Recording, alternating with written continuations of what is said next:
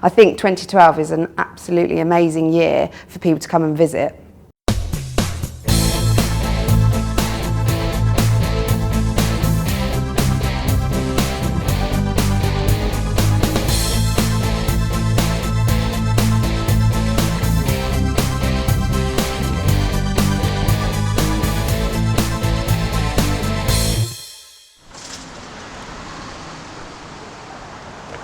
Sitting in the closing ceremony for the 2008 Beijing Olympics were teams from both Visit Britain and Visit London, keen to learn as much as they could from the Chinese experience as the Olympic baton was handed from Beijing to London.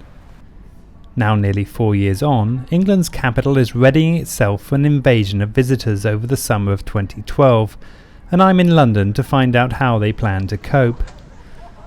I started on a tour bus, climbing the stairs of the original tour double-decker for an elevated view of the iconic landmarks.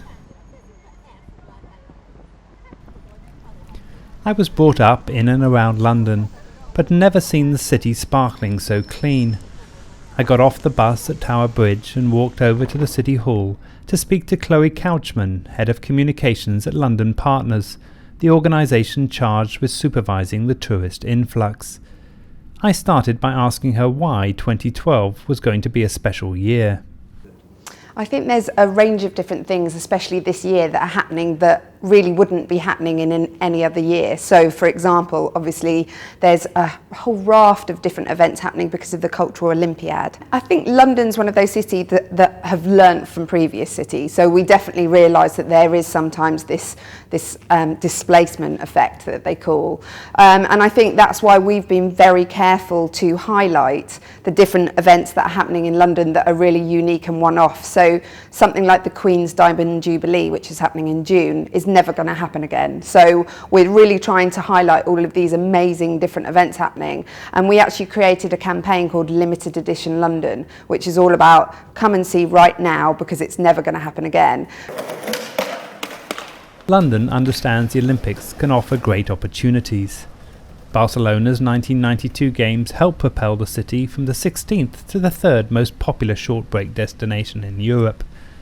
Sydney's 2000 Games generated an extra 15% in visitor numbers, and Beijing was left with a vastly improved public transport system. London hopes to see a £2.3 billion boost in tourism revenues as a result of the 2012 Games, as well as improve international perceptions of Britain, increased quality of accommodation and a better skilled workforce. Chloe Couchman is also very aware of how important the Chinese visitors are going to be to the city, not only as tourists but also potential business partners for the future.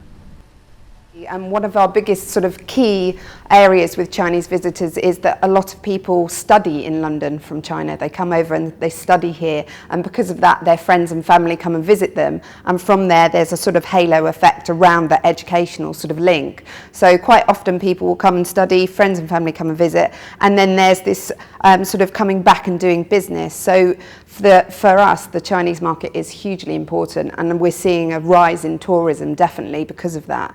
So we want to make sure that we welcome the world this year, but obviously the Chinese market is very important to us. Returning to Westminster, I took a boat down the Thames, also included in the original tour bus ticket.